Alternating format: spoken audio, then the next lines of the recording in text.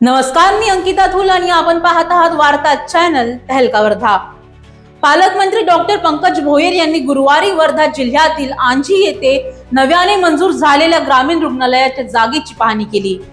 आंजी व सभोवतालच्या जवळपास 50 ते 60 गावांना आरोग्य सुविधा वेळेवर न मिळाल्याने अनेक अडचणी येत होत्या आणि अनेकदा तरुणांना वर्धा येथे नेत्यांना वाटेत जीव गमवावा लागत होता।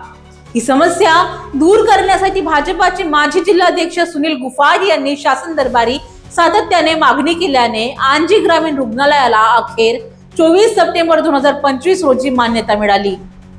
आता या ठिकाणी 30 खाटांचे आधुनिक ग्रामीण रुग्णालय उभारले जाणार असून अंदाजे 26 कोटी रुपये खर्च अपेक्षित आहे।